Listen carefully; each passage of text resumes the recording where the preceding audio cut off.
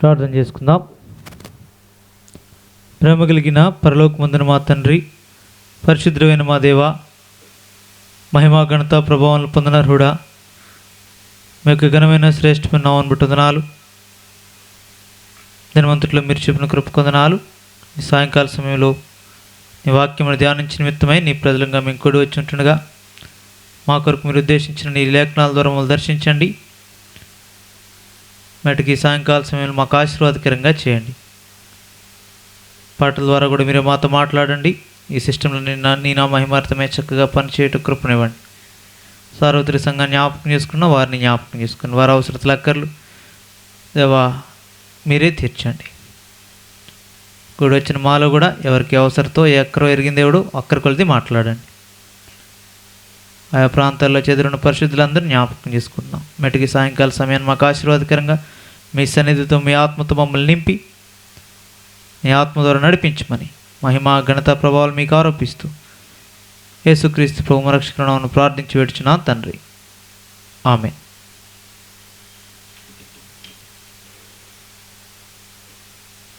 సియోను గీతాల్లో నూతనముగా చేర్చబడిన పాటల్లో 6వ పాట, ఆకాశమందు నీ ఉండగా నేను ఎవరికి భయపడను.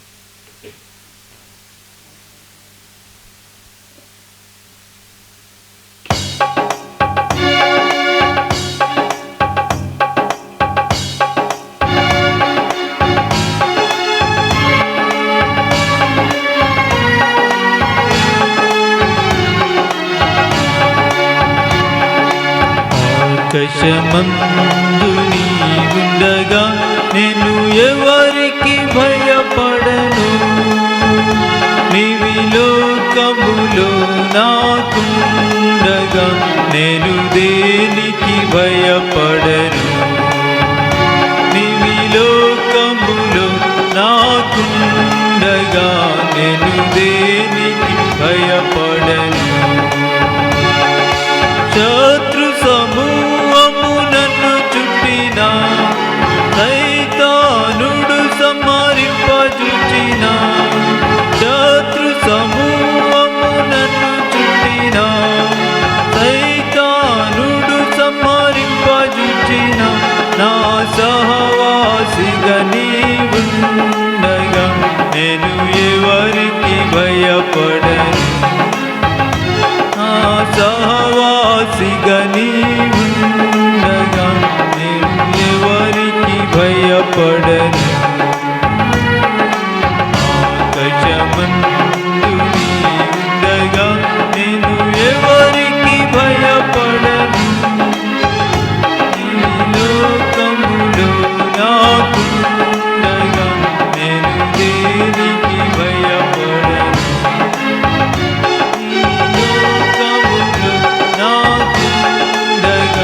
నేను దేనికి భయపడను. వ్యాధులు, కరువులు, శోధనలు, బాధలు, దుఃఖము, వేదనలు. వ్యాధులు, కరువులు, శోధనలు, బాధలు, దుఃఖము, వేదనలు. మరణము నీ గగకాక్షించిన నేను దేనికి భయపడను. మరణము నీ గగకాక్షించిన నేను దేనికి భయపడను. ఆకాశమందు నీ ఉండగా నేను ఎవరికి భయపడను. నీవి లోకములో నాకుండగా నేను దేనికి భయపడను. నాకుండగా నేను దేనికి భయపడను. మహిమైశ్వర్యము, వైభవము, మహిమానందము మారనివి. మహిమైశ్వర్యము, వైభవము, మహిమా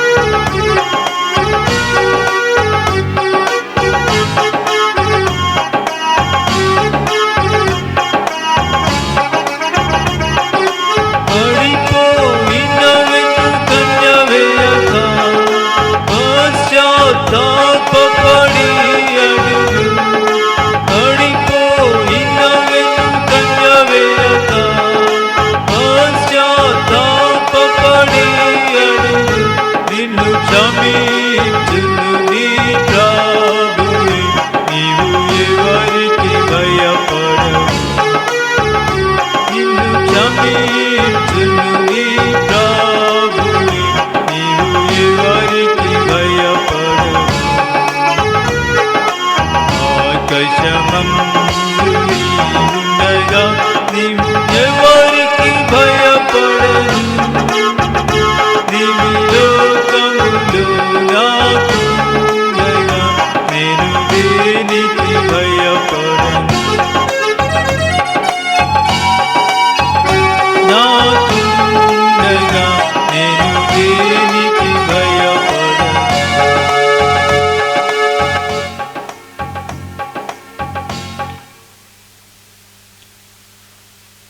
పాట సంఖ్య 724. 724.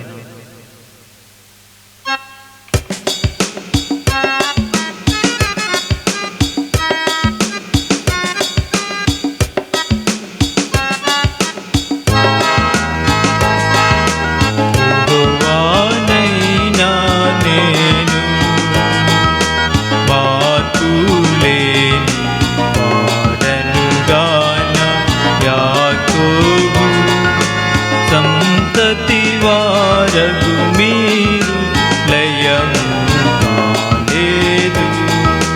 యాకోబు సంతతి వారగు మీరు లయము కాలేదు.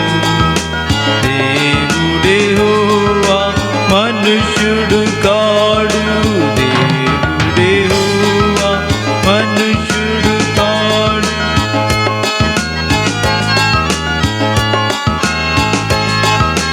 మాట మీరని వాడు పశ్చాత్తాపపడు.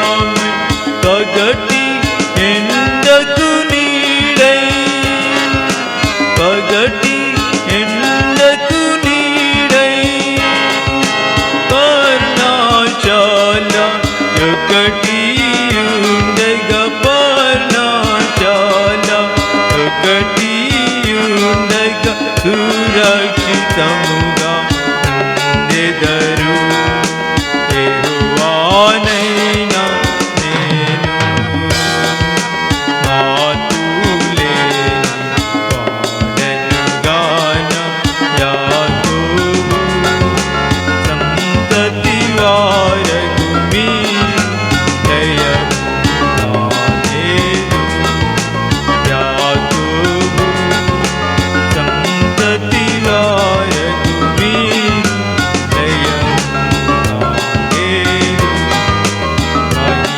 మహిమాయంతటి పైనా తనదు మహిమాయంతటి పైనా తనదు వితాన మేఘం నిలదు వితాన మేఘము నిలదు సియోను నందన్ ప్రతి స్థలమందు సియోను నందన్ ప్రతి స్థలమందు ప్రభావ మహిమ ప్రజ్వలించు యెహోవానైనా నేను మాతులేని వాడను గాన యాకోబు మీరు లయము నాదేను యాకోబు సంతతి వారకు మీరు లయము నాదేను నీవు ఓ సియోను లెమ్ము నీవు ఓ సియోను ధరించు నీదు బలమును ధరించు నీదు బలమును లోనికి రాడు అన్యుడెవడును లోనికి రాడు అన్యుడెవడును హృదయ సున్నతి లేనివాడు యెహోవానైనా నేను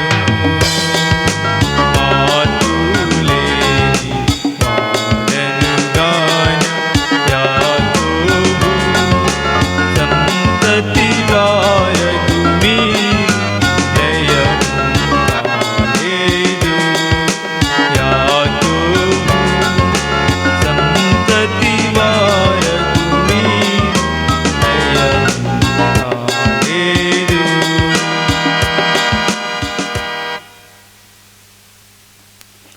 ఆదికాండము 48వ అధ్యాయం. ఆదికాండము 48వ అధ్యాయం మొదటి నుండి మార్చి చదువుదాం. వాక్యపట్నం కొరకై ఆదికాండము 48వ అధ్యాయం. ఈ సంగతులు అయిన తర్వాత ఇదిగో నీ తండ్రి కాయలాగా ఉన్నాడని ఒకడు యోసేపుతో చెప్పెను. అప్పుడు అతడు మనష్షే ఎఫ్రాయిములు అను తన ఇద్దరు కుమారులను వెంట పెట్టుకుని పోగా ఇదిగో నీ కుమారుడిని యోసేపు నీ ఎద్దకు వచ్చుచున్నాడని యాకోబునికి తెలుపబడెను. అంతటి ఇశ్రాయేలు బలం తెచ్చుకుని తన మంచం మీద కూర్చుండెను. యోసేపును చూచి కనాను దేశమందరి లూజులో సర్వశక్తిగల దేవుడు నాకు కనబడి నన్ను ఆశీర్వదించి ఇదిగో నీకు సంతానాభివృద్ధి పొందించి నిన్ను విస్తరింపజేసి నీవు జనముల సమూహమగనట్లు చేసి నీ తర్వాత నీ సంతానమునకు ఈ దేశమును నిత్య స్వాస్థ్యముగా ఇచ్చేదనని సెలవిచ్చాను. ఇదిగో నేను ఐగుప్తునకు నీ యొద్దకు రాకమునుపు ఐగుప్తు దేశంలో నీకు పుట్టిన నీ ఇద్దరు కుమారులు నా బిడ్డలే, రూబేను షిమ్యోన్ల వలె ఎఫ్రాయిం మనష్షే నా బిడ్డలైందురు. వారి తర్వాత నీవు కనని సంతానం నీదే. వారు తమ సహోదరుల స్వాస్థ్యమును బట్టి వారి పేర్ల చొప్పున పిలువబడదు. పద్దనరాము నుండి నేను వచ్చినప్పుడు ఎఫ్రతాకు ఇంక కొంత దూరమున నుండగా మార్గమున రాహేలు కనాను దేశంలో నా ఎదుట మృతి పొందెను.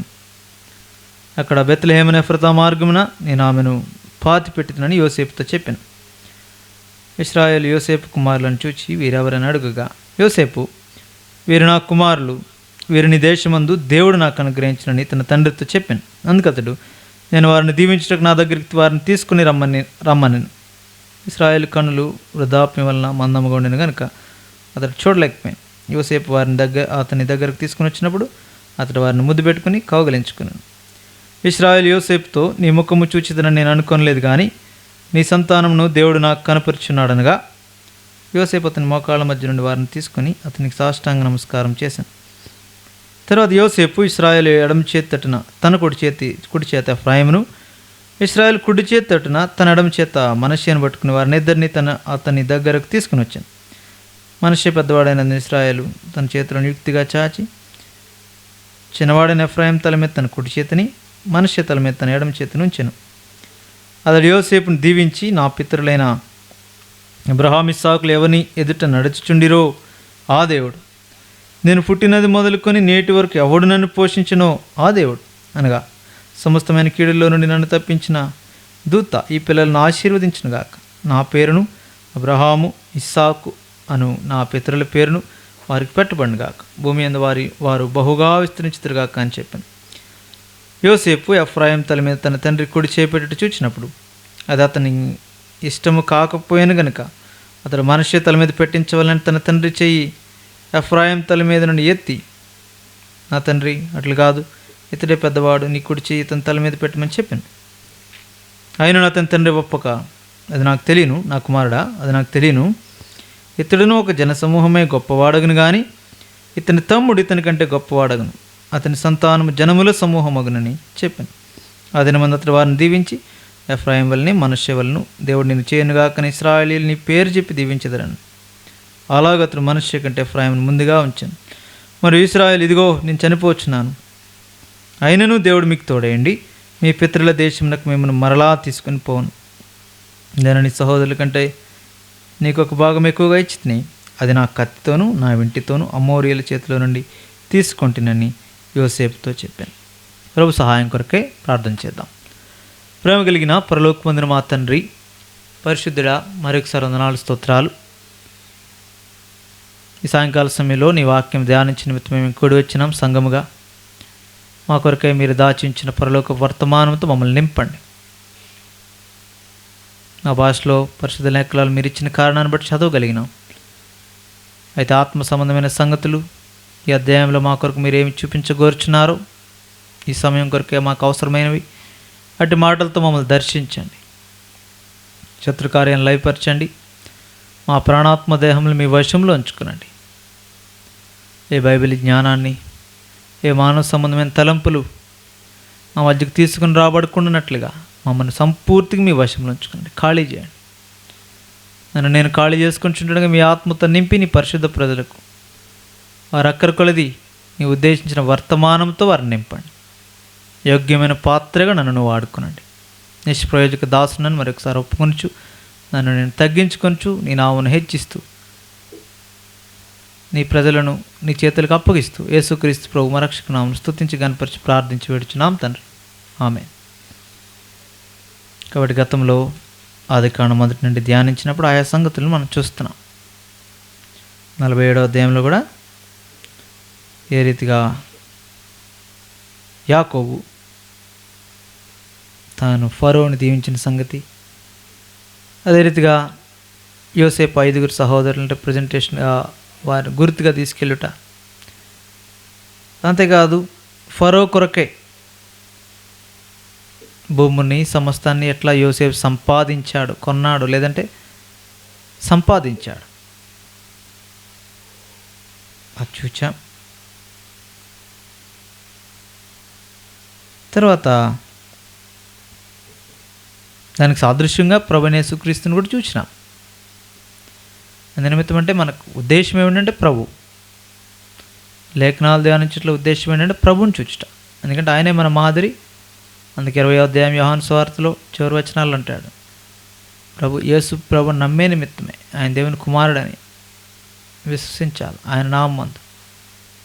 దాని కొరకు ఈ లేఖనాలు ప్రవచన సారం ప్రభువైన యేసుక్రీస్తుని గురించిన సాక్ష్యం 19వ అధ్యాయం ప్రకటన గ్రంథంలో కూడా చూచాం. అనేక పర్యాయములు దాన్ని చూస్తున్నాం. ఎందుకంటే మన గురి ఆ రీతిగా ఉండాలి.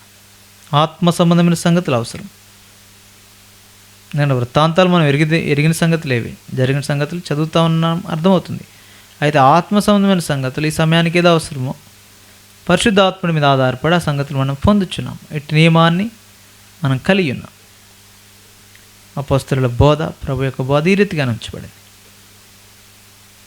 మెట్టుకు ప్రభు కొరకై, తండ్రి కొరకై ప్రభువైన యేసుక్రీస్తు ఎట్లా సంఘాన్ని సంపాదించాడో నీ రక్తంతో కొని అని రాయబడినట్లుగా ప్రకటన గ్రంథం 5వ అధ్యాయంలో చూచాం.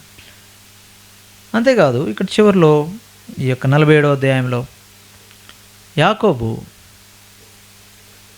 తన పితరులతో పాటు పడుకోవాలి, నిద్రించాలి. అదే ఆయన కోరిక. అది కూడా మనం చూచాం. ఎందుకంటే స్వాస్థ్యం ఇవ్వబడిన భూమి అయిన కనాన్లో మొట్టమొదటిగా వెలిచి కొన్నది ఏంటంటే శ్మశాన భూమే. శారా కొరకు కొన్నాడు అబ్రామ్. కాబట్టి దేవుడు ఆ క్రమాన్ని చూపించాడు. ఎందుకంటే సదాకాలం ప్రభుత్వం ఉండాలి. ఈ భూమి మీద శాశ్వతంగా ఉండేది కాదు. అందుకే భూమి మీద గుడారంలో నివసించారని రాయబడింది 11వ అధ్యాయం హెబ్రీయులకు రాసిన పత్రికలో. అబ్రహాం, ఇస్సాకు, యాకోబులు వాగ్దత్త దేశంలో పరవాసులుగా ఉన్నారు, గుడారాల్లో నివసించారు. తమ భూమి మీద పరదేశులు యాత్రికులను గుర్తెరిగారు. అందుకే దేవుడు దేనికి శిల్పి నిర్మాణకుడు అయినాడో పునాదులు గల పట్టణం కొరకు ఎదురు చూచారు. దూరం నుండి చూచారు, వందనం చేశారు, వెళ్ళిపోయారు. అది వారి ఆత్మీయాత్ర. మటుకు ఇక్కడ 48వ అధ్యాయంకు వద్దాం. ఎందుకంటే ముందుగానే అవన్నీ సిద్ధంగా నెట్లో ఉంటాయి కాబట్టి ఇంక మరలా దాన్ని వెనక్కి వెళ్ళట్లేదు. 48వ అధ్యాయం.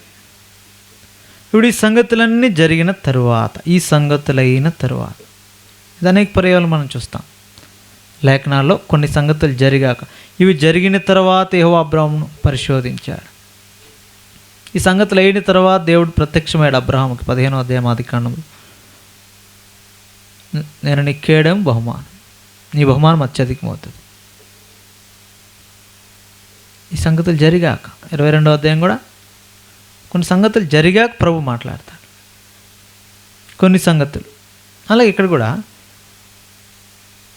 ఈ సంగతులైన తర్వాత గతంలో చూచాము ఏ సంగతులైనవి. మట్టుకు ఇప్పుడు అక్కడ వచ్చి చెప్తున్నాడు యోసేపుతో, ఎదుగో నీ తండ్రి కాయలాగా ఉన్నాడు. వెంటనే తన ఇద్దరు కుమారులైన మనష్షే, ఎఫ్రాయిములను తీసుకున్నాడు.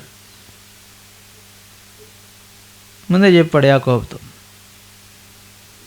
యోసేపు ఇద్దరు తీసుకుని వస్తున్నాడు తన కుమారులను తెలిపితే, ఆ ముసలివాడైన ఇశ్రాయేలు బలము తెచ్చుకుని తన మంచం మీద కూర్చున్నాడు. ప్రిపేర్ అయ్యాడు, సిద్ధపడి కూర్చున్నాడు. బలము తెచ్చుకొని కూర్చున్నాను రాయబడింది. 2వ వచనం చివరి మాట, అంతటి ఇశ్రాయేలు బలము తెచ్చుకుని తన మంచము మీద కూర్చుండేను. ఏం చెప్తున్నాడు ఇప్పుడు? యోసేపు వచ్చాడు. యోసేపుని చూసి ఏం చెప్తున్నాడు ఈ వ్యక్తి? యాకోబు చూడండి 3వ వచనం, కనాను దేశమందరి లూజులో సర్వశక్తి గల దేవుడు నాకు కనబడి దాన్ని ఆశీర్వదించి, ఇదిగో నీకు సంతానాభివృద్ధి పొందించి నేను విస్తరింపజేసి నీవు జనముల సమూహమగునట్లు చేసి నీ తర్వాత నీ సంతానమునకు ఈ దేశంలో నిత్య స్వాస్థ్యం ఇచ్చేదని సెలవిచ్చను. కాబట్టి ఇప్పుడు ఆశీర్వదించడానికి లేచాడు. మొట్టమొదటిగా గమనించండి, వృద్ధాప్యంలో యాకోబు మొదట ఫరోన్ దీవించాడు. తర్వాత ఇంక 17 సంవత్సరాలు అయిపోయినాయి. 130 ఏళ్ళు ఎప్పుడు ఫరోన్ దీవించాడు ఐగుప్తుకు వచ్చి. ఇప్పుడు 147 సంవత్సరాలు, చివరి సంవత్సరాలు, చివరి దినాలకు వచ్చేసరికి యాకోబు మనసులో ఉంది చూడండి. మొదటి నుండి యుక్తిగా వెళ్తున్నాడు, నెమ్మదిగా ప్రభు ఉద్దేశంలోని యాకోబు క్రమక్రమంగా ప్రభు చేత దర్శించబడి ఆయా పరిస్థితులు గుండా తీసుకుపోబడి సమకూర్చబట్టుకై దేవుడు ఆయా మార్గాలు గుండా యాకోబుని తీసుకెళ్తున్నాడు. చివరికి పెనియేలు ముందు దర్శించాడు. పెనియేలు మనకు ముందు ఆ రాత్రి యబ్బోకు దాటిన తర్వాత అక్కడ దానికి ముందు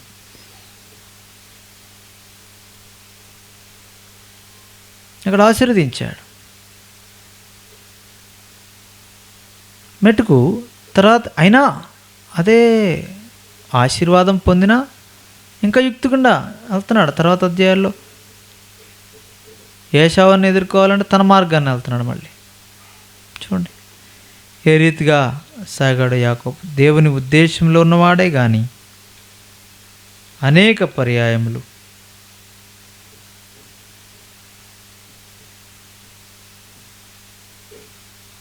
దేవుని మాటకు విధేయత చూపించట్లే సంపూర్తిగా. కాబట్టి అటువంటి యాకోబును దర్శించి మాట్లాడి ఆయా పరిస్థితులు తీసుకొచ్చి ఇప్పుడు ప్రభు మనసు రావాలి ఆయనకి. కారణం ఏంటంటే ప్రభువుని తను వాడుకున్న రీతిలో ఆయన తయారవ్వాలి. మనల్ని కూడా అంతే, దేవుడు ఆయనకి ఆయన వంటి మనస్సు వచ్చే వరకు అట్లా చేస్తాడు. ప్రభు మనసు కలిగిన వారమై ఉండాలి మనం. చాలా ప్రాముఖ్యం దేవుని పిల్లలకు అది. అందుకే ఫిలిప్పీలకు రాసిన పత్రికలో 2వ అధ్యాయం 5వ వచనంలో అంటాడు, క్రీస్తు యేసును కలిగిన 2:5 మనస్సు మీరును కలిగిండుడి.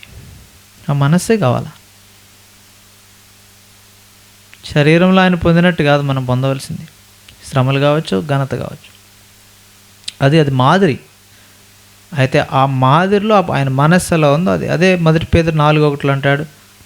పేతురు రాసిన మొదటి పత్రికలో 4వ అధ్యాయంలో ఏమంటాడు, క్రీస్తు శరీరమందు శ్రమపడిను గనుక అట్టి మనస్సును ఆయుధంగా పెట్టుకోండి. చూడండి, పేతురు రాసిన మొదటి పత్రిక 4వ అధ్యాయం 1వ వచనం, క్రీస్తు శరీరమందు శ్రమపడిను గనుక మీరు అట్టి మనసును ఆయుధంగా ధరించుకునుడి. ప్రభు మనసు కావాలి. సిలువ వేయబడినప్పుడు ప్రభు మనసు ఎలా ఉందో, చనిపోతున్నప్పుడు స్టెఫన్ మనసు అలాగే ఉంది. సరే, సిలువ వేయబడుతున్నప్పుడు ప్రభు ఏం పలికాడో, మొదటి మాట చివరి మాట స్టెఫన్ పలికాడు. సమయం అప్పటికి లేదు కాబట్టి. ప్రభు అయితే చాలాసేపు సిలువలో ఉన్నాడు కాబట్టి శ్రమను భరించాడు. చాలాసేపు ఉన్నాడు కాబట్టి అనేకమైన మాటలు పలికాడు. అక్కడ మనసులో కూడా చాలా ప్రార్థన ఉంది. కీర్తన 22 అంత ఉంది. అయితే స్టెఫానికి సమయం అంత లేదు. రాళ్లతో పెట్టి కొడుతున్నారు అక్కడ అపొస్తలుల కార్యాల్లో. తండ్రి వీరి మీద పాపం మోపొద్దు అన్నాడు. యేసుక్రీస్తు ప్రభు సిలువలో పలికిన మాట అది, మొదటి మాట. తండ్రి వీరేం చేస్తున్నారు, వీరు ఎరుగరు, వీరిని క్షమించు. తండ్రి నీ చేతికి నా ఆత్మను అప్పగిస్తున్నాను అన్నాడు. చివరి మాట ప్రభు సిలువలో పలికి. సమయం లేదు కాబట్టి మొదటి మాట చివరి మాట. దేనికంటే ఇది ఎందుకొరకు పరిశుద్ధాత్ముడు రాయించాడు? అది స్టెఫెన్ శరీరం స్టెఫెన్దే, స్టెఫెన్లానే ఉంది. మనసు ప్రభు వలె మారిపోయింది. అందుకే మహిమాదేహంతో పైకి వెళ్తే యేసుక్రీస్తు అందుకే లేచి నిలబడ్డాడు అక్కడ పరలోకంలో. ఆ సంగతిలో ఆ యొక్క దృష్టాంతాలు మనం చూస్తే మనలోని కూడా అదే కోరుతున్నాడు. ఇక్కడ చూడండి, యాకోబును దేవుని ఉద్దేశంలోనికి దేవుడు తీసుకొని వచ్చి నిమిత్తమై ఆయా మార్గాలు కూడా తీసుకుని పోబడినప్పుడు ఇప్పుడు పరిపూర్ణతలోనికి వచ్చాడు యాకోబు. ఈ సంగతులను పరిపూర్ణతలోనికి వచ్చి మాట్లాడుతున్నాడు. అందుకే ముందో అధ్యాయం 47వ అధ్యాయంలో చూస్తే చివరికి దేని గురించి మాట్లాడుతున్నాడు? ఎక్కడ పాతి పెట్టాలో మాట్లాడుతున్నాడు. అన్ని జనులతో కాదు, బయట వారితో కాదు, ఎందుకంటే పాత నిబంధన అది.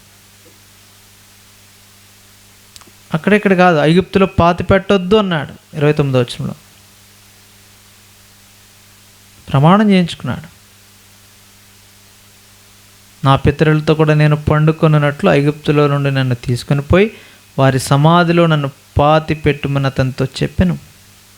ఇక్కడ కాదు, అక్కడ ఆ పితరులు వారితో ఉండాలి.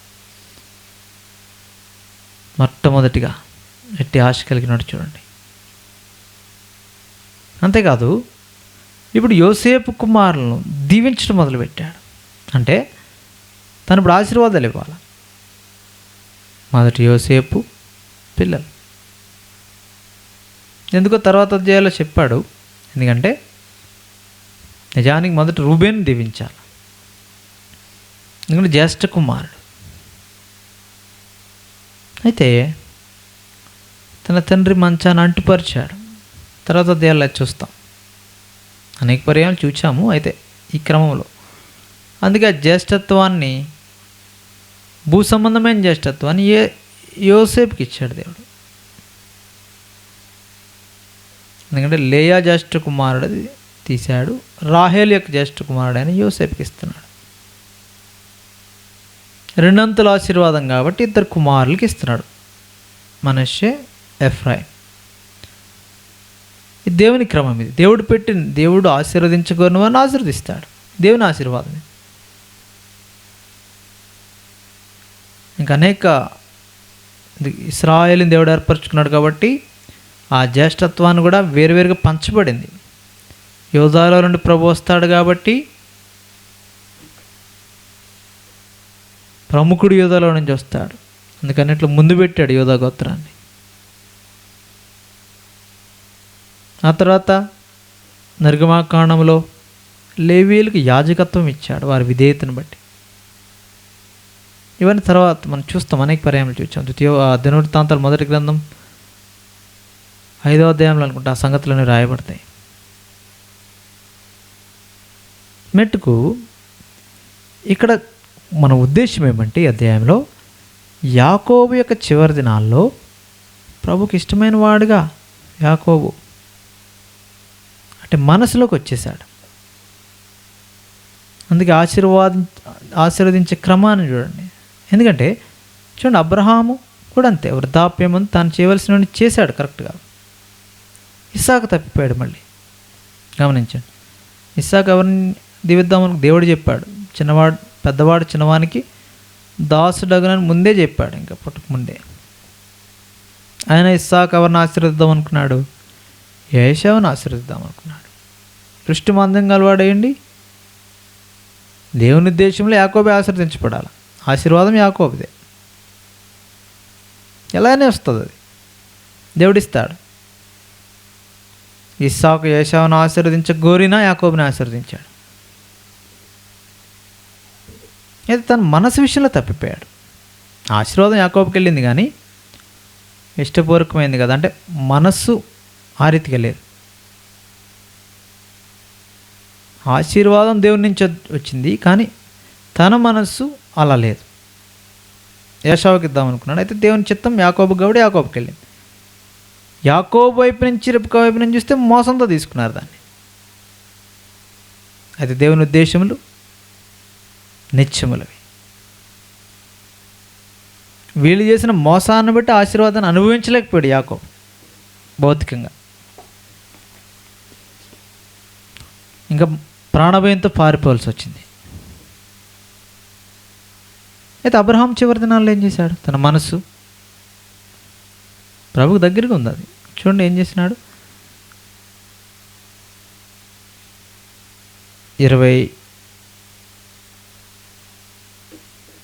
25వ అధ్యాయం ఆదికాండం 25.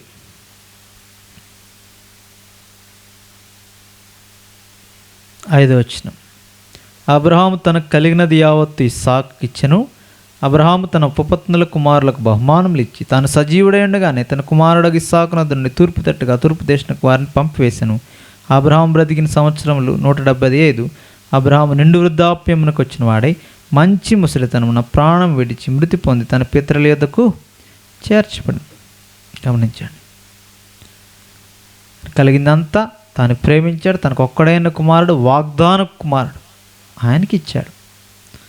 మిగిలిన వాళ్ళందరికీ కూడా బహుమానాలు ఇచ్చాడు, పంపేశాడు. అయితే ఇస్సాకు దగ్గర ఉంచలే, తూర్పు వైపుకి తూర్పు దేశానికి పంపించేశాడు. వృద్ధాప్యం అది, నిండు వృద్ధాప్యంలో తను చేయవలసిందంతా చేశాడు సంపూర్తిగా. అయితే ఇస్సాకు అలా చేయలేదు. 27వ అధ్యాయంకి వచ్చేసరికి ఇస్సాకు వృద్ధుడై అతని కన్నులకు మంద దృష్టి కలిగినప్పుడు చూడండి అక్కడ మార్చబడింది క్రమం. మంద దృష్టి ఆత్మీయంగా కూడా. మెటుకు యాకోబు ఇవన్నీ చూచాడు, అబ్రహామును చూచాడు, ఇస్సాకును చూచాడు కాబట్టి తన ఆత్మీయంగా ఇప్పుడు ఎరిగాడు. ప్రభువైన యేసుక్రీస్తు కూడా అంతే. అన్నిటికంటే గొప్ప మాదిరి అబ్రహాము కుమారుడైన దావీదు కుమారుని యొక్క మాదిరి ఆయన కూడా సిలువకు అప్పగించబడక మునుపు అంతా సెటిల్ చేశాడు. ముందు 13వ అధ్యాయంలో తన వారిని పిలిచాడు. యోహాను సువార్త 13:1 ఏం చెప్పబడింది?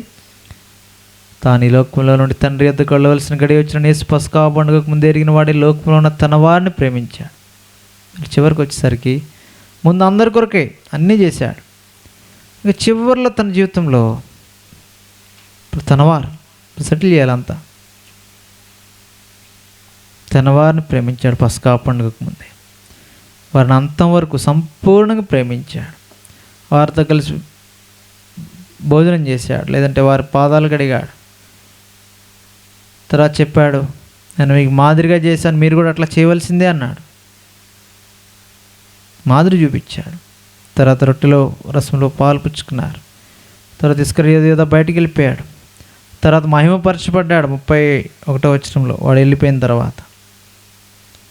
ఆ తర్వాత ఈ 11 మంది శిష్యులకి మిగిలిన సంగతులని చెప్పాడు. ఇంక నేను వెళ్ళాల్సి తండ్రి ఎద్దుకు వెళ్ళాల్సిన గడి వచ్చింది. ఇంకా మీరు హృదయాలు కలవరబడినవద్దు, మీకు స్థలం సిద్ధపరిచి వెళ్తున్నాను, నా శాంతిని ఇస్తాను, ఆదరణకర్తను పంపుతాను, మిమ్మల్ని అనాథలకు విడవను, మీరు స్నేహితులు, నాకు ద్రాక్షావళి నేను, తీగలు మీరు, నా తండ్రి వ్యవసాయకుడు, మీకు అన్నీ చెప్తాను, మీరు నా స్నేహితులు. ఎందుకంటే దాసుడు యజమాని చేయిందని ఎరగడు, మీకైతే అన్నీ చెప్తున్నాను. అంతేకాదు తన స్నేహితుల కొరకు ప్రాణం పెడుతున్నాను అన్నీ చెప్పాడు. నేను లోకంలో నుండి ఏర్పరచుకున్నాను.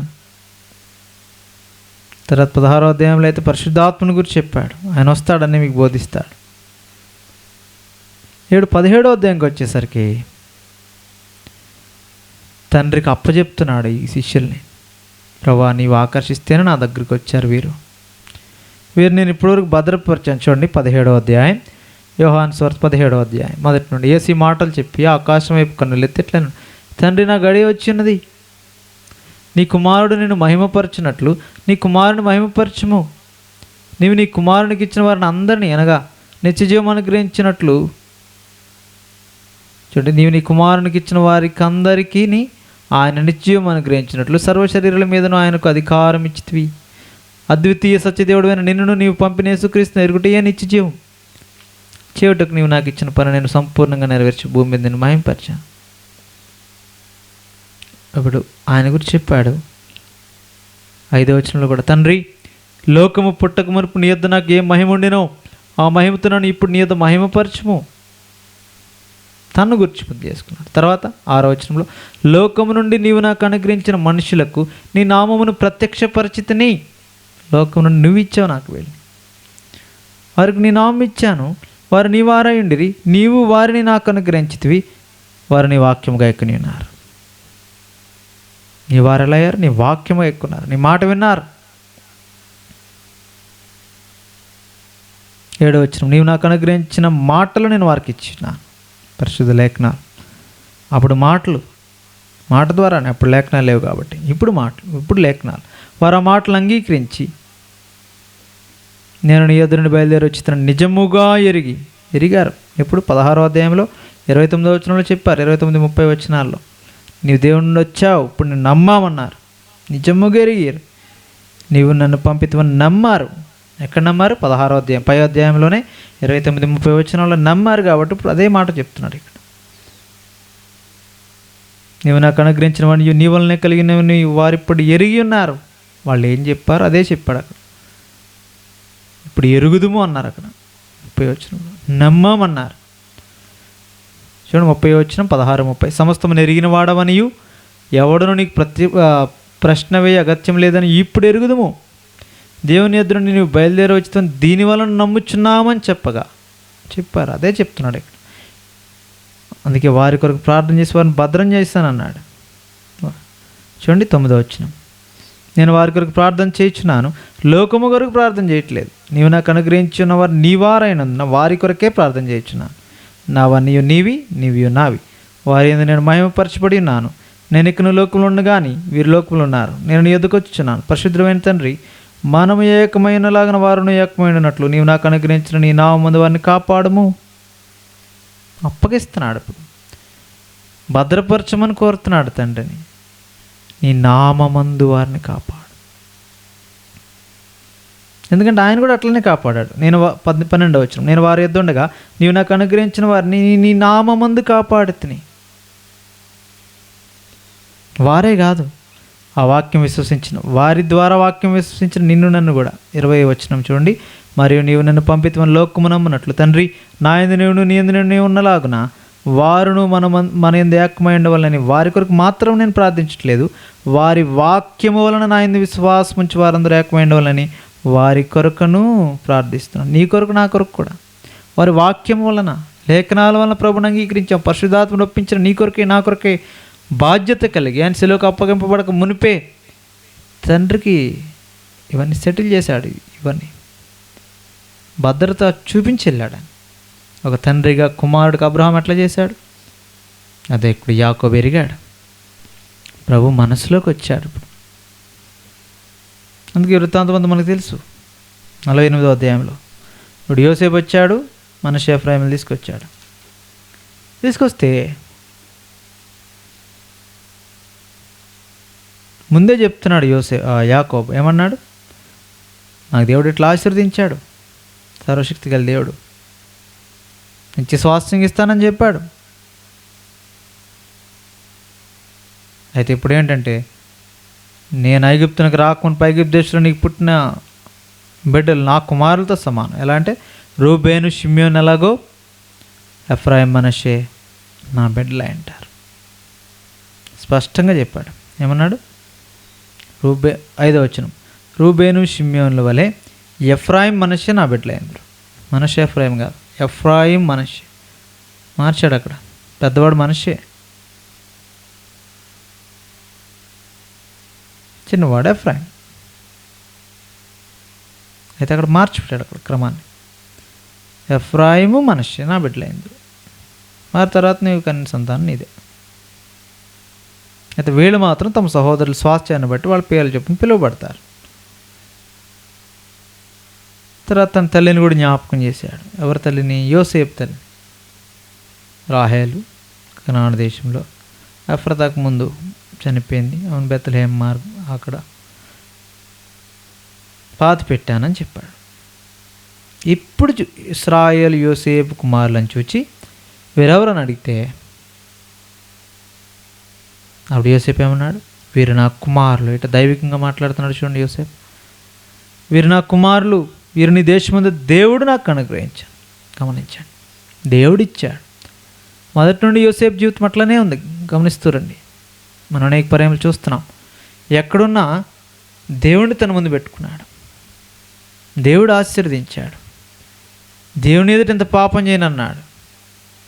దేవుడే కళ్ళ భావం చెప్పాలి, నేను కాదన్నాడు. దేవుడే అన్నిటికీ దేవునికి ప్రాధాన్యత. ఇక్కడ కూడా దేవుడు నాకు అనుగ్రహించిన పిల్లలు. వీరిని దేశం దేవుడు నాకు అనుగ్రహించిన తండ్రితో చెప్పాను. ఇక్కడ దగ్గరికి రమ్మన్నాడు. 10వ వచనంలో ఇశ్రాయేలు కన్నులు వృద్ధాప్యంలో మందంగా ఉన్నాయి, ఇస్సాకు వలె యాకోబుకు కూడా మంద దృష్టి ఉంది, భౌతికమైంది ఉంది, కానీ ఆత్మ సంబంధంగా ఆ రీతిగా లేడు. ఇప్పుడు భౌతికంగా తనకు కనబడపోయినా పర్లే, ఆత్మ సంబంధమైన నేత్రాలు కలిగి ఉన్నాడు. ప్రభు మనస్సు వచ్చింది, మనోనేత్రం వెలిగించబడింది. అందుకే ఏం చేశాడు? నీ ముఖం చూస్తాను నేను అనుకోలేదయా. ఆయన ముద్దు పెట్టుకున్నాడు. తర్వాత యోసేపుతో అంటున్నాడు, కానీ దేవుని సంతానాన్ని కనపరిచాడు. అప్పుడు యోసేపు అతను మోకాళ్ళ మధ్యన వారిని తీసుకుని అతనికి సాష్టాంగ నమస్కారం చేశాను. తర్వాత యోసేపు ఏం చేశాడంటే, ఇశ్రాయేలు ఎడమ చేతి పక్కన ఎఫ్రాయిమును పెట్టాడు, కుడి చేతి పక్కన మనష్షేను పెట్టాడు. అంటే తనకు ఎదురుగుండా నించున్నాడు కాబట్టి తనకు వేరుగా ఉంటాయి. కాబట్టి అట్టి క్రమంలో యోసేపుకు తెలిసినంత వరకు జ్యేష్ఠ కుమారుని ఆశీర్వదించాలి. అధికమైన ఆశీర్వాదం, రెట్టింపు. అందుకే మనష్షేని యాకోబు కుడివైపున పెట్టాడు, కుడి చేతి వైపు. అంటే తనకి ఎడమ వైపు ఉంటాడు.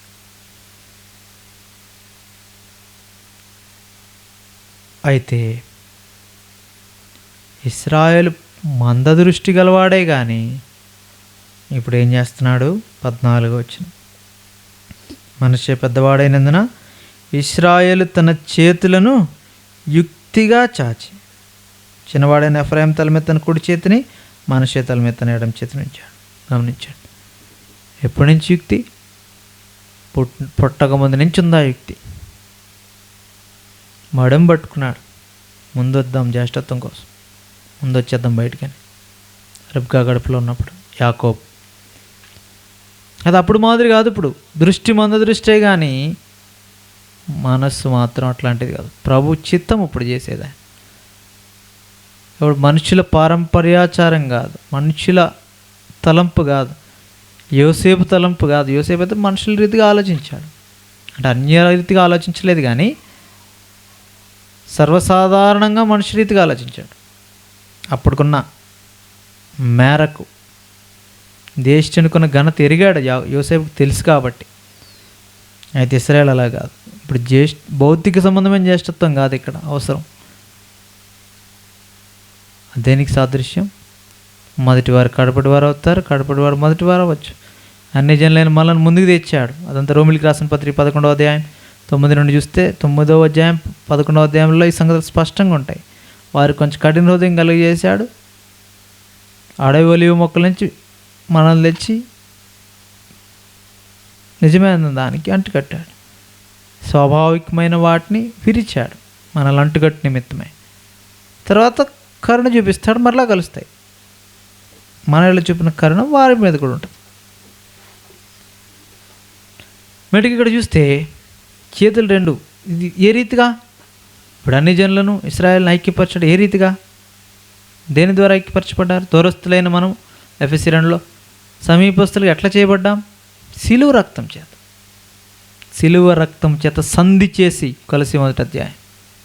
ఎఫెసీలకు రాసిన పత్రికలో క్రీస్తు చేసినందుకు క్రీస్తు రక్తం వల్ల సమీపస్తులే అన్నారు, మునుపు దూరస్తులు.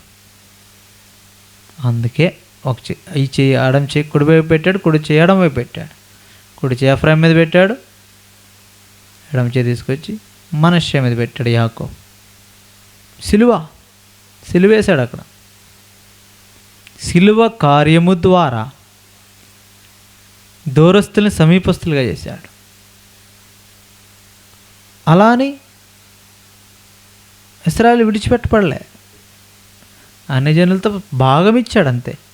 అందుకే ఆ మాటని తర్వాత చూడండి. అందుకే ఏమంటాడు యోసేపు ఈ సంగతి చూచి, అయ్యా ఏంటి ఇట్లా పెడుతున్నావు? మనిషే, ఎందుకంటే యోసేపుకి ఇష్టం లేదు, ఆ క్రమం కాదు కదా అనుకుంటున్నాడు. అది దైవిక్రమం ఎరిగినవాడు యాకోబు. ఇప్పుడు తెలియక చెప్తున్నాడు, అయ్యా అట్లా కాదు తండ్రి. 17వ వచనం, యోసేపు ఎఫ్రాయిం తల మీద తన తండ్రి కుడి చేయి పెట్టి చూచినప్పుడు అది అతనికి ఇష్టం కాకపోయిన గనక అతడు మనష్షే తల మీద పెట్టించవాలని తన తండ్రి చెయ్యి ఎఫ్రాయిం తల మీద నుండి ఎత్తాడు. నా తండ్రి ఎట్లా కాదు, ఇతడే పెద్దవాడు, నీ కుడి చేయి తన తల మీద పెట్టమని చెప్పాను. ఆయనను అతని తండ్రి ఒప్పక, అది నాకు తెలియను, నా కుమారుడా అది నాకు తెలియను. ఇతడు కూడా ఒక జన సమూహమై గొప్పవాడు అవుతాడు, కానీ ఇతని తమ్ముడు ఇతని కంటే గొప్పవాడు అవుతాడు. అతని సంతానం జనముల సమూహం అవుతుంది. ఆయన జన సమూహం, ఈయన జనముల సమూహం. ఇద్దరు ఉంటారు, ఇద్దరు కలిసి ఆశ్చర్య. చూడండి 20వ వచనం, ఆ దినమందు అతడు వారిని దీవించి ఎఫ్రాయిం వలన మనష్షే వలన దేవుడు నేను చేయను కాక ఇశ్రాయేలీయులు నీ పేరు చెప్పి, అంటే ఎఫ్రాయిము మనష్షే ఇద్దరు ఇశ్రాయేలు అన్ని జనులు. అయితే దేని ద్వారా ఐక్యపరచబడ్డారు? సిలువ ద్వారా. సిలువ కార్యం అది. ఆ చెయ్యి ఇటు పెట్టాడు, ఈ చెయ్యి అటు పెట్టాడు, సిలువ వచ్చింది. అంతే కదా. ఆ కార్యం చేస్తున్నప్పుడు ఎట్లాంటి మాటలు పలికాడు ఆయన యాకోబు? 15వ వచనం, అతడు యోసేపును దీవించి, ఎవరిని దీవిస్తున్నాడు? యోసేపుని దీవిస్తున్నాడు. చేతులు ఎవరి మీద ఉన్నాయి? ఎఫ్రాయిం మనష్షే. నా పితరులైన అబ్రహాం ఇస్సాకులు ఎవని ఎదుట చుండిరో ఆ దేవుడు, నేను పుట్టినది మొదలుకొని నేటి వరకు ఎవడు నన్ను పోషించినో ఆ దేవుడు. దేవుడు అంటే ఎవరు చెప్తున్నాడు ఇక్కడ. ఇప్పుడు ఆ గమనికలోకి వచ్చేసాడు. ఫరోని దీవించినప్పుడే అంత తగ్గిపోయాడు. నేనెంతయా నా జీవితం లెక్క కాదు, అంత దుఃఖ సహితం, మా పితరులు అంత కాదు, వాళ్ళు యాత్ర చేసిన దినాలను ఉళ్ళేవు నా జీవితం చెప్పాడు. ఇప్పుడేమంటున్నాడు? అబ్రహాం ఇస్సాకులు ఎవని ఎదుట నడుచుండిరో, ఎవని ఎదుట నడుచుండిరో వారు ఆ దేవుడు. నేను పుట్టింది మొదలుకు నేటి వరకు ఎవడు నన్ను పోషించినప్పుడు, నా యుక్తి కాదు, నా బలం కాదు, నా శక్తి కాదు, నా సామర్థ్యత కాదు, నా తెలివి కాదు, మోసం కాదు, ఇవి కాదు, నన్ను పోషించాడు కదా దేవుడు, ఆ దేవుడు. అంతేకాదు, అనగా నా సమస్తమైన కీడుల్లోనూ నన్ను తప్పించిన దూత. దేవుడు అంటే ఎవరైనా యాకోబుని అడిగితే ఇదే చెప్తాడు. అబ్రహాముని అడిగితే 4వ అధ్యాయం రోమిలికి రాసిన పత్రికలో ఏమన్నాడు? మృతులను సజీవులుగా చేయవాడు. లేని వాటిని ఉన్నట్టుగా పిలిచేవాడు.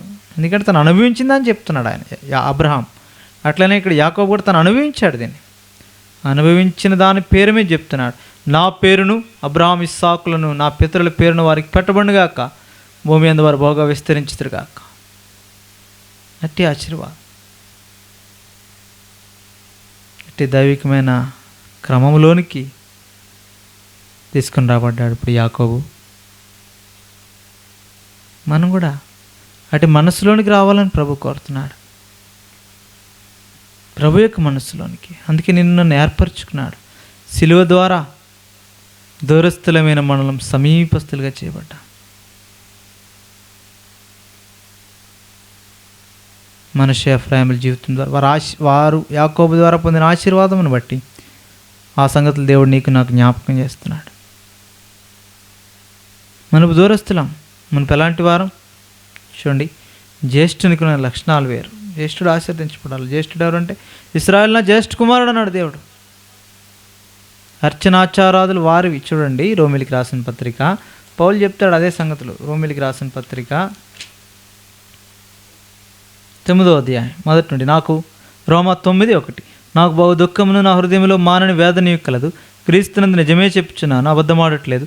పరిశుద్ధాత్మేందు నా మనస్సాక్షి నాతో కూడా సాక్ష్యం ఇచ్చున్నది. సాధ్యమైన ఎడల దేహ సంబంధులైన నా సహోదరుల కొరకు నేను క్రీస్తు నుండి వేరే శాపగ్రస్తుని ఎండుకొరుదును. ఎందుకు? తర్వాత చెప్తున్నాడు, వీరు ఇశ్రాయేలీయులు దత్తపుత్రత్వమును మహిమయు నిబంధనలను ధర్మశాస్త్ర ప్రధానమును అర్చనాచారాదులను వాగ్దానములను వీరివి. పితరులు వీరివారు, శరీరం బట్టి క్రీస్తు వీరిలో పుట్టెను. ఈయన సర్వాధికారి అయిన దేవుడే ఉండి నిరంతరము స్తోత్రార్హుడై ఉన్నాడు. ఆమేన్. సరే, దేవుని మహిమ చూపించాడు అక్కడ. ఇశ్రాయేలీయుల గొప్పతనాన్ని చూపించాడు. తర్వాత చెప్తున్నాడు, అయితే దేవుని మాట తప్పిపోయినట్టు కాదు, ఇశ్రాయేలు సంబంధులందరూ ఇశ్రాయేలీయులు కారు. 6వ వచనం, అబ్రహాం సంతానమైనంత మాత్రం చేత అందరూ పిల్లలు కారు, కానీ ఇస్సాకు వలనైనదే నీ సంతానం అనబడు. గమనించండి, ఇస్సాకు వలనైనదే నీ సంతానం. అందుకే తర్వాత చూస్తే 10వ వచనం, అంతేకాదు రెబ్కా తన తండ్రి అయిన ఇస్సాకును ఒకని వలన మన తండ్రి అయిన ఇస్సాకును ఒకని వలన గర్భవతి అయినప్పుడు ఏర్పాటును అనుసరించి దేవుని సంకల్పం క్రియల మూలంగా కాక పిలుచువాని మూలముననే నిలకడగా ఉండి నిమిత్తం పిల్లలు ఇంకా పుట్టి మేలైనను కీడైనను చేయకముందే పెద్దవాడు చిన్నవాడికి దాసుడు నేను ఆమెతో చెప్పబడిన. అందుని గురించి నేను యాకోబును ప్రేమించి తిని ఏశావును ద్వేషించుతున్నాను వ్రాయబడి ఉన్నది. చోట క్రమాన్ని చూపిస్తున్నాడు. అదంతా తిరిగినవాడు యాకోబు. అందుకే దేవుడు మెట్టుకు అన్ని జనుల ఏర్పాటును గురించి ఈ అధ్యాయంలో వ్రాయించాడు అపోస్తలుడైన పౌలు ద్వారా. దేవుడు ఆ రీతిగా అన్ని జనులకు ఇచ్చిన రక్షణను చూపించాడు. అయితే తర్వాత ఇంక ముందుకెళ్తే 11వ అధ్యాయంలో అయితే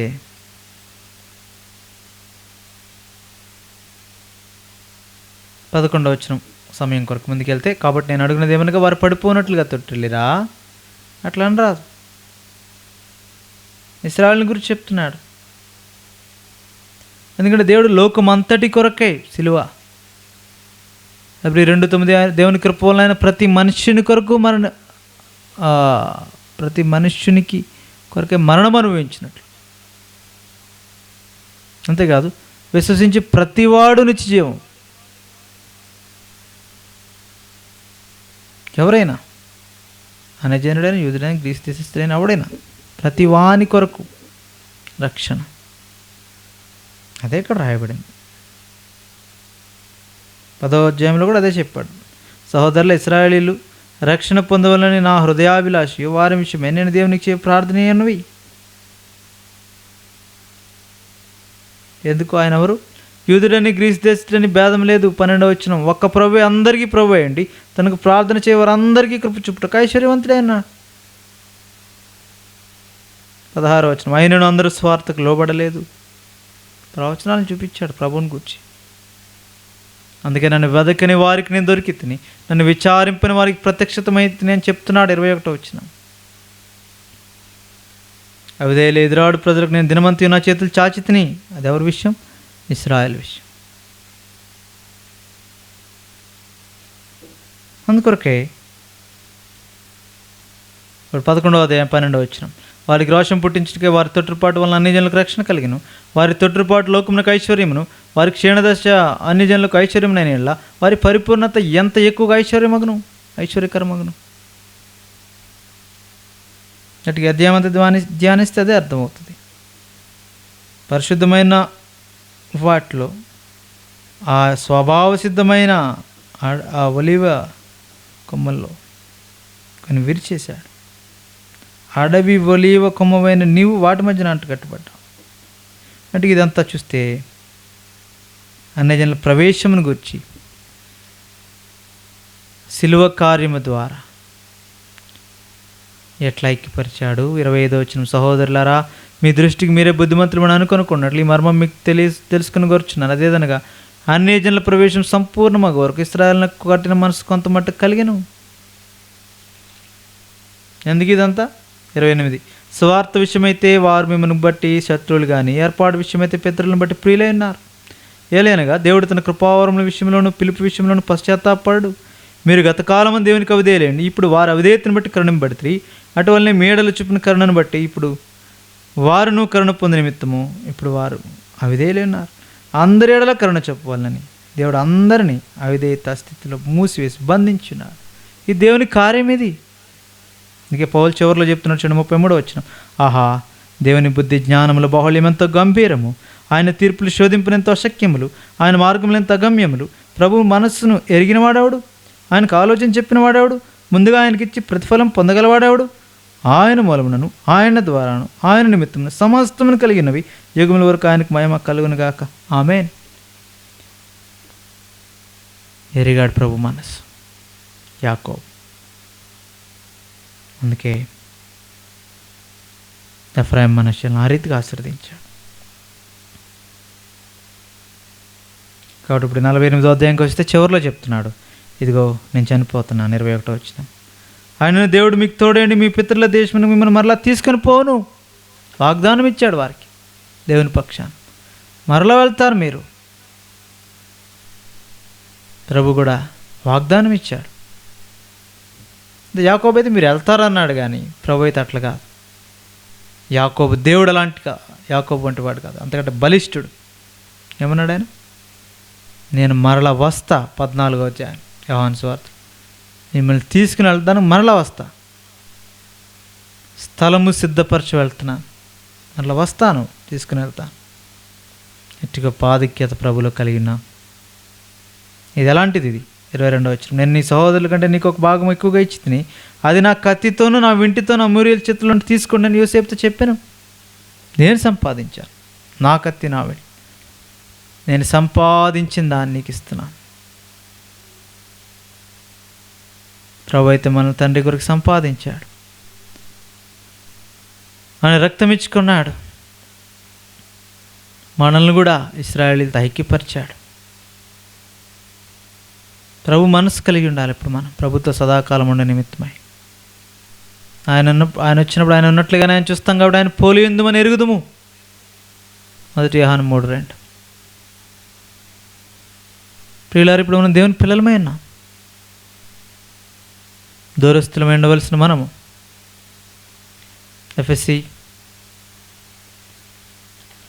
ఎఫ్ఎస్సీలకు రాసిన పత్రిక ముగించుకుని ఒకసారి చూద్దాం. ఎఫ్ఎస్సీలకు రాసిన పత్రిక 2వ అధ్యాయం 11వ వచనం. కాబట్టి మనకు శరీర విషయంలో అన్ని జనులయండి, శరీరమందు చేతితో చేయబడిన సున్నతి గలవారు అనబడిన వారి చేత సున్నతి లేని వారు అనబడిన మీరు ఆ కాలంలో ఇశ్రాయేలుతో సహపౌరులు గాక పరదేశులను, వాగ్దాన నిబంధన లేని పరజనులను, నిరీక్షణ లేని వారును, లోకమందు దేవుడు లేని వారినయండి, క్రీస్తుకు దూరస్తులేంటిని మీరు జ్ఞాపకం చేసుకునండి. ఆయనను మునుపు దూరస్తులేని మీరు ఇప్పుడు క్రీస్తు చేసినందు క్రీస్తు రక్తం వలన సమీపస్తులై ఉన్నారు. దేని ద్వారా? శిలువ ద్వారా.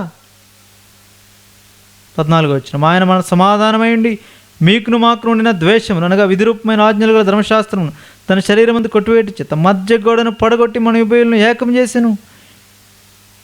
ఒక్క నూతన పురుషునిగా సృష్టించాడు. 16వ వచనం, తన శిలువ వలన ద్వేషమును సంహరించాడు, ఏక శరీరంగా చేశాడు. ఇప్పుడు పరిశుద్ధులతో ఏకపట్టణస్థులుగా చేశాడు, దేవుని ఇంటి వారుగా చేశాడు, దేవుని నివాసస్థలంగా కడుతున్నాడు. ఎట్టి గొప్ప ఆధిక్యత ప్రభువైన యేసుక్రీస్తులో. ఆహా, దేవుని బుద్ధి జ్ఞాన బాహుళ్యం ఎంత గంభీరం, ఆయన ఆలోచనలు ఎంత గొప్పవి, ఆయన మార్గంలో ఎంత గొప్పవి, ఉన్నతమైనవి. మన ఆలోచనలు వంటివి కాదు, ఉన్నతమైన ఆలోచన కలిగిన వాడు. ఆయన ద్వారా సమస్తం కలిగిన, ఆయన మూలంన సర్వం సృజింపబడ్డాయి. యుగములు ఆయన మహిమ కలుగును గాక, యుగములని చెప్తున్నాడు రోమిలికి రాసిన పత్రిక 11వ అధ్యాయం. అందుకే 12వ అధ్యాయంలో మొదటి వచనం అన్నాడు. కాబట్టి చూడండి, చివరిగా మాట చదువుదాం, అందరం కలిసి చదువుదాం. రోమిలికి రాసిన పత్రిక రోమా 12:1. కాబట్టి సహోదరులారా, పరిశుద్ధమును దేవునికి అనుకూలమైన సజీవ యాగముగా మీ శరీరంలో ఆయనకు సమర్పించడని దేవుని వాత్సల్యమును బట్టి మిమ్మల్ని కొనుచున్నాను. ఇట్టి సేవ మీకు యుక్తమైనది. మీరు ఈ లోక మర్యాదను అనుసరింపక ఉత్తమమును అనుకూలమును సంపూర్ణమునైన దేవుని చిత్తం మీద పరీక్షించి తెలుసుకున్నట్లు మీ మనస్సు మారి నూతనమొకటి వలన రూపాంతరం పొందుడి. మనస్సు మార్చబడాలి. ఈ లోక మర్యాద కాదు. యోసేపు ఈ లోక మర్యాదను చూశాడు, అది కాదు. చివరిలో జ్యేష్ఠుడు కదా అనుకున్నాడు, కాదు. అందుకే తనకి ఇష్టం కాకపోయింది ఎఫ్రాయిం మీద కూడా చేపెడితే. అయితే యాకోబుకు ఇప్పుడు ప్రభు మనసు వచ్చింది కాబట్టి నువ్వు రూపాంతరం పొందాడు. ఎందుకంటే ఈ లోక మర్యాద కాదు, ఉత్తమం అనుకూలం సంపూర్ణమైన దేవుని చిత్తం మీద పరీక్షించి తెలుసుకున్నట్లు మీ మనస్సు మారి నూతనమొకటి వలన రూపాంతరం పొందుటి. అందుకే మొదటి వచనం అన్నాడు, కాబట్టి సహోదరులారా, పరిశుద్ధమును దేవునికి అనుకూలమైన సజీవ యాగంగా మీ శరీరములను ఆయనకు సమర్పించుకున్నాడని దేవుని వాత్సల్యాన్ని బట్టి మేము బతిమాలు కొనుచున్నాను. ఇటు సేవ మీకు యుక్తమైనది. కాబట్టి 48వ అధ్యాయం ఆదికాండం ద్వారా ఇటు ఆత్మ సంబంధమైన సంగతులు కలిగిన వారమై ప్రభుని సేవించుటకై పరిశుద్ధాత్మ దేవుడు మనల్ని కూడా సిద్ధపరచును కాక. ప్రార్థన చేద్దాం. ప్రేమ కలిగిన పరలోకమందున మా తండ్రి, పరిశుద్ధమైన మా దేవ, మరొకసారి నీ నామమును బట్టి నేను ఆశ్రయించుటకై, ప్రార్థించుటకై, నీ లేఖనాలు ధ్యానించుటకై మీరు ఇచ్చిన సమయాన్ని బట్టి వందనాలు. కొన్ని సంగతులు ఆత్మ సంబంధమైనవి మీరు బోధించారు. నీ పరిశుద్ధాత్మని ద్వారా మీ ప్రజల హృదయాల్లో గ్రహింపులోనికి తీసుకుని రండి. స్పష్టంగా ఏదైతే చెప్పలేకపోయినామో శరీర బలహీనతలను బట్టి దేవా, ఆత్మ ద్వారా మీరే నీ ప్రజలకు బయలుపరచండి. నీ ప్రజలను తృప్తిపరిచిన ఉన్న మీ కృతజ్ఞత చెల్లిస్తున్నాం. వారిని నీ రాకడ కొరకు సిద్ధపరచండి. నీవు సమీపంగా ఉన్నావు. నీవు వచ్చినప్పుడు నీతో పాటు సదాకాలము నిమిత్తమై నీ మనస్సు కలిగి ఉండి నీతో పాటు ఉండేట్టుగా నీ ప్రజలందరినీ సిద్ధపరచండి. కొన్ని వారిని ఆశీర్వదించండి. ఎవరైతే ఈ వాక్యం విన్నారో వారందరి హృదయాల్లో నీ మనస్సు కలిగి ఉంటే తీర్మానం అనుగ్రహించండి. ఈ లోక మర్యాద కాదు, నీ చిత్తాన్ని ఎరుగు నిమిత్తమై మనస్సు మారి రూపాంతరం చెందుట కృపనివ్వండి. అంతేకాదు నీకు యుక్తమైన సేవ సజీవయాగంగా మా శరీరాలు మీకు సమర్పించుకొని చేయుటకై కృపనిమ్మని మీరు ఇచ్చిన పరిశుద్ధ లేఖనాలను బట్టి స్తుతిస్తూ, మీ ఆత్మ ద్వారా బోధించిన సంగతులన్నిటి బట్టి కృతజ్ఞత చెల్లిస్తూ, నీ ప్రజలను ఆత్మ సంబంధమైన ప్రతి ఆశీర్వాదంతో పాటు భౌతికంగా కూడా వారి అవసరాలు అక్కలు తీర్చి మహిమ పొందమని యేసుక్రీస్తు ప్రభు రక్షక నామమున ప్రార్థించి వేడుచున్నాను తండ్రి, ఆమేన్. పరమ తండ్రి దేవుని ప్రేమ, ఆయన కుమారుడైన యేసుక్రీస్తు ప్రభు యొక్క కృప, పరిశుద్ధాత్మ దేవుని కన్యోన్య సహవాసం కూడా వచ్చిన మనకును సార్వత్రిక సంఘంలో చెదిరిన సకల పరిశుద్ధులకును సదాకాలము తోడైండును గాక. ఆమేన్. Praise the Lord. Praise the lord.